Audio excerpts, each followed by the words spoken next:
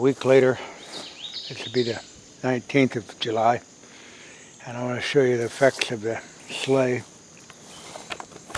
It did some burn down on this,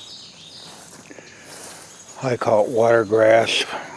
Maybe the wrong termination for it, but you can see the brown. And it's burned it down. The clover is up. And I see the turkeys have been down here. Yeah, that's pretty neat. But we still got a lot of weed infestation in here. And remember we marked that out where we mowed it. I was just trying to see the results of that. And the clovers came back in there, and we're going to mow that again today.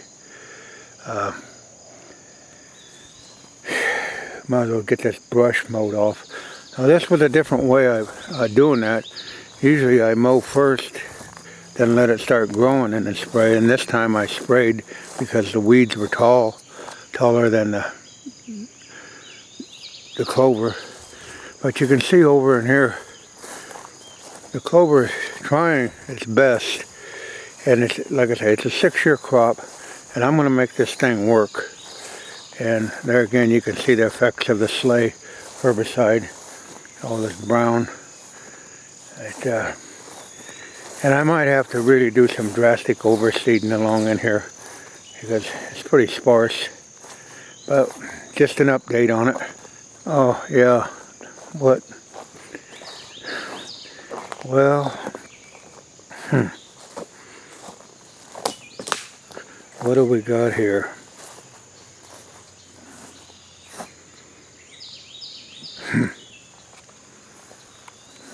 Little fawn. That wasn't there last week. So, predation, and that was a small fawn. That hasn't been dead for a week. Well, I know we were down there. Just a baby fawn. No, well, Mother Nature just goes to show you the carnage, little rib cage. That was a young fawn. Must have dropped really late. They're a lot bigger than that right now. He's still got his spots on.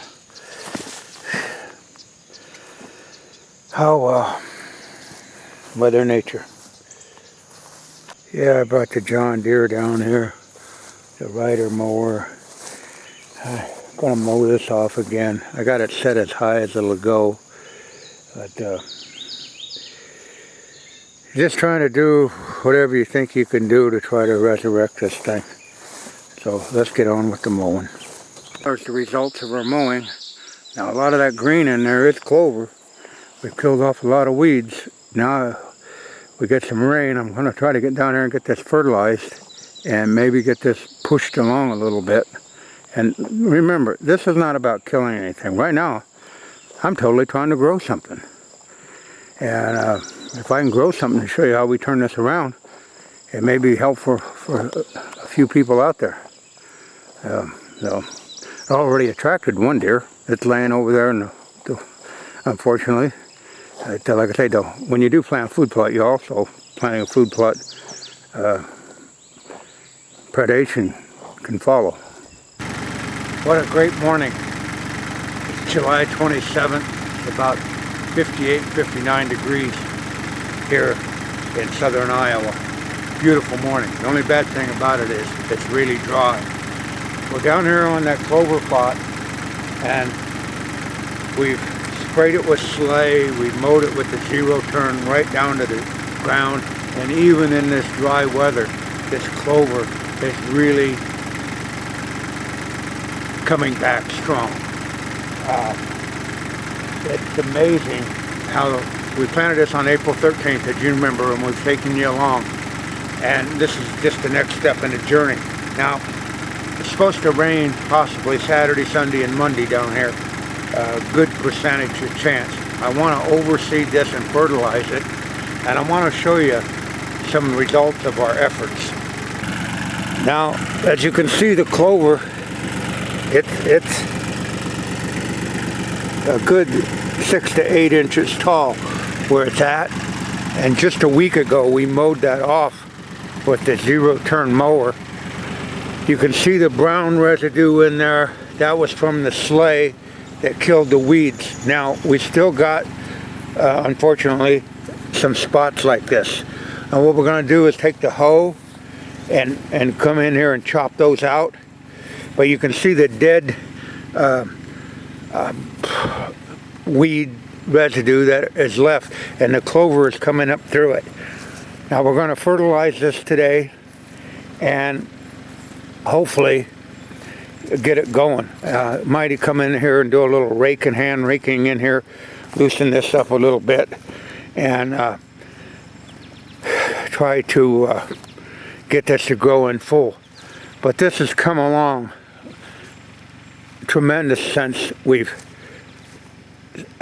planted it. And like I said, there was a lot of dead residue. You can see all that brown in there. But the rest of it is clover, and it's really trying its best. I wish this was spring because I would frost seed it, but I think I can. I'm going to overseed it again and do some hand work in here and see if we can't really get this to come on strong. And this is a testimonial. This is your #1 go-to food plot, perennial. Your clover will draw wildlife in all year long. And fall annuals, we'll be planting those here in a day or so, the 1st of August. But these perennials are really essential to your food plotting floor mat.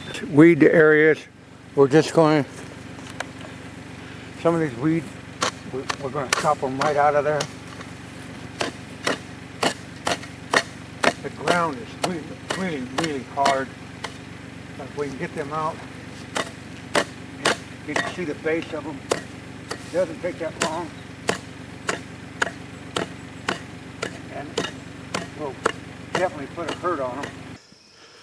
Now, I'm not advocating that you're going to get all this foxtail and crabgrass out of here. But this is the alternative way of doing it. Manual labor with a hoe in your hand. You may live in an area, like I say, where you can't use herbicides, or the landowner don't want you to use herbicides. Many things why herbicides don't come into play, or you might not be able to get the herbicide. You can always get a hoe. And you notice that foxtail, we set that back so far that it's not going to get to go to seed, and that's what we want. I don't advocate that I'm going to get every piece of grass out of this field, but I'm working at it and I'm gaining, so I build off of that. That's what you have to do. Don't dwell on the negative. Try to build on the positive throughout life. There's enough negatives as there is, and when you're growing food plots, there's plenty of weeds that can bring you down. But just keep after it and do the best you can, and an inch is a cinch. You can do a mile with a smile. Yeah, this area in here, it's heavily infested with grass, and it really got poor germination.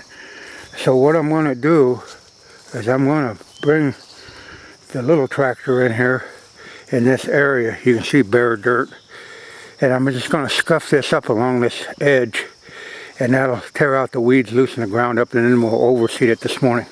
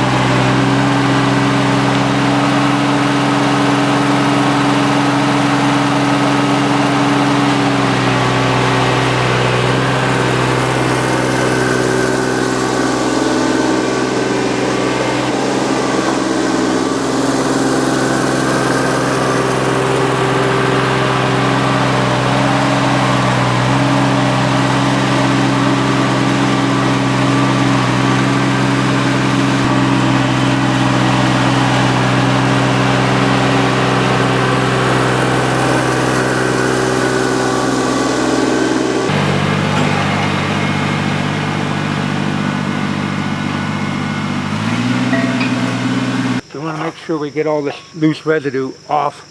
It won't take long. Just take the rake it to the side. That way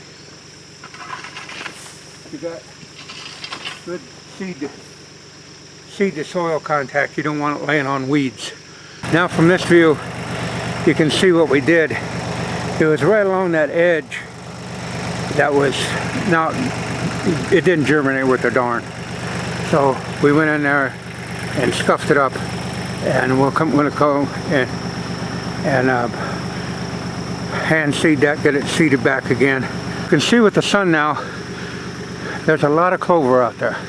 We're winning the battle, but you got to keep fighting.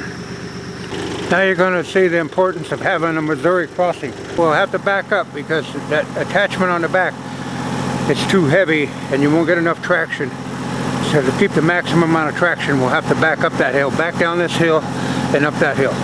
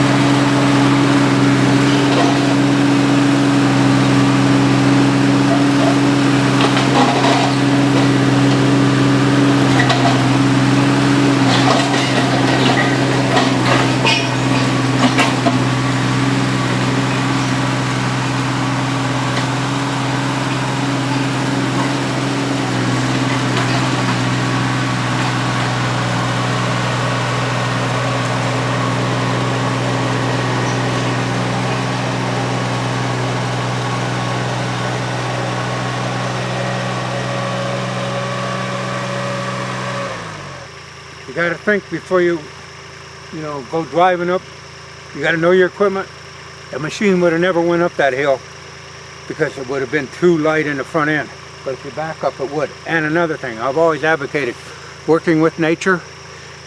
Like I say, it's like 58 degrees this morning. You wouldn't be down here on a normal July day. So this inspires you. And I'm going to show you another thing down here at the crossing. This crossing's bone dry. Because if it wasn't, and I'd have got any kind of moisture on those tires, I'd have never been able to get up that other side. So when you see opportunities, you got to move. You can't procrastinate. We get some rain. I'd never been able here to get that tractor in there to do that. So just be on top of the game. Getting down here now, man. We started at 7. It's 9:30. So we've been down here on the field prep for 2.5 hours, chopping weeds and pulverizing that. Now we're going to add some 6-24-24. We want as low a nitrogen as you can get in the mix, because the clover takes the nitrogen and fixes it to its rich out of the atmosphere. So it creates its own nitrogen. So let's get this nitrogen. Let's get this 6-24-24 put on, and then we're going to overseed where we did, where we tore up a little bit. We'll get this on, and we're going to put 100 pounds on. We're right at a half acre, so we'll get it broadcasted on.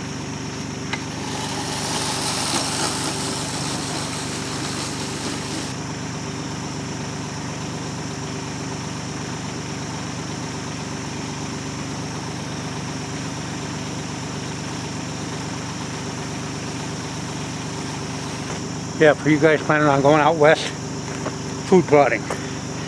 You'll kill 2 birds with 1 stone. You'll be in shape, and you'll be able to go traverse the western terrain. But if you can't walk this flat ground, you don't belong out west. We'll walk this seed on where we tore it up at.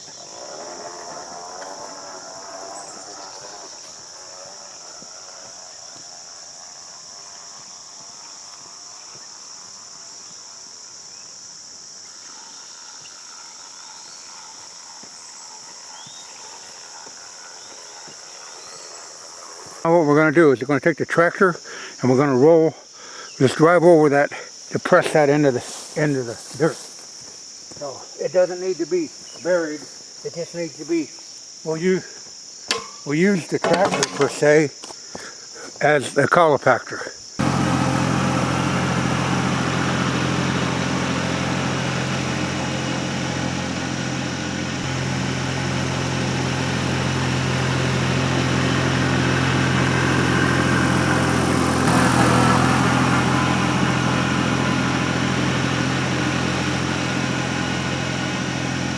You can see those big wide tires, the smooth tread, and they, well, you can see how wide they are, quite wide, and they just press that down real firm. Now we'll come back and keep an eye on this. This will be really easy to keep track of, and you can see now with all the track, get out of the light, you can see all the track, we tracked it all in. Been ran over, just pressed in. That's all it's needed. Just make sure that that little seed is pressed on the dirt. Excess fertilizer right there, you don't want that. That's where I stopped the spreader, and I'll show you the results. So we got to rake that out of there and get it spread out, or it'll burn the soil. There's another spot that I stopped to pull some weeds out, and it was leaking out of the spreader. I'm going to show you what will happen if you don't clean that up. I took the rake and we raked some of that out. We kicked it out. We raked it up with our hands and we dispersed it. You do not want to leave a pile of that. Right here in this spot, this spring when I was fertilizing, I spilled some fertilizer, and as usual, I'm always in a hurry. Well, there's what happened. It burnt the soil right there, and it'll take some lime and some cultivation to get that going. You see nothing grew in there. So if you do spill some of your fertilizer, make sure you stir it up and get it spread out, because this, I just sort of scuffed it around and it wasn't good enough. That's what will happen. There's a lot of labor. We've been down here basically for 4 hours now, and a half acre. Hand weeding, fertilizing. Yes, it costs money. Yes, it costs labor. But remember, this can be a 6-year crop. And we get this turned around from what it was, and you've seen it. It was like I was ready just to plow it under. But that clover is really coming on strong. Whitetail Institute, they got one hell of a product. There's no silver bullet, but clover is as close as there is to drawing variety of wildlife to your property. And once you get the labor done, you don't have to do it every year. With your fall annuals, basically fall annuals are, you know, they're all right. I'm going to go plant some. But your perennial, your clovers and your alpha rack, things of that nature are your bedrock of food plotting. And for this one, I shouldn't have this much time in it, but we're documenting how bad it germinated and how we're bringing it back on. So you've seen it from day one, April 13th, 2018, and this is July 27th, 2018. And at one time, I was ready, 2 or 3 weeks ago, I was ready to burn it down and start over with an annual. It's almost football season. August is just around the corner. There'll be spring or fall practices, and by the end there'll be football games. And in the spirit and the memory of Frank Gilson, my football coach 50 years ago, his saying was, Mealey, when the going gets tough, the tough get going. Me and him, we had a fist fight right in the hallway. And you know what he told me? He's pushing me around, and I started pushing him back. And we were going at it. And you know what he told me? If he didn't get me that fired up to defend myself, he wouldn't have been even talking to me.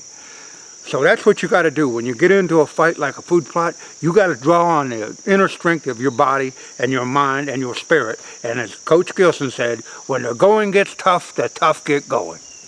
Well, here we are on the 30th of July, down here on that clover field. We were down here on this new perennial field last Friday, which was the 27th. It's the 30th now.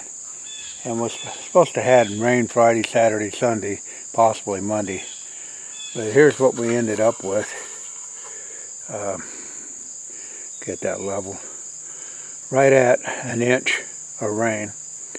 And that, I'll take any rain we can get. It's not as much as I'd like to have got, but, you know, we were ahead of the rain, so we did get an inch. Uptown, Norwalk, I didn't get trace. So I guess I'm lucky to got that inch. And so we did get it overseeded, and we did get some fertilizer on it. So an inch of rain I'll take. It's a lot more than what we had last year at this time. And as you can see, it's really greening up. So, you know, that 62424 got implemented in there with the rain. So every little bit helps, but it's supposed to get warm and dry. So we'll just have to see what goes. And we never know. You can see all the track that we put was in dust now. We had the tire tracks in there. That all got washed down, settled down. You can still, right there. See that little blue spot right there? Now that's what the rain coating on that seed. And that's to help the seed not to false germinate. And that's a good thing. Because if it doesn't get enough rain, some seed, especially on a heavy dew or something, it could germinate, and then it turns hot and it burns it off. So that coating will enhance, when that melts off of there, that will enhance that moisture around that new seed 200% or 200 times greater. And so that's good. So some of it won't quite germinate. There wasn't quite enough moisture there apparently to break that coating down, which is a good thing. That'll help on, we'll get a better germination.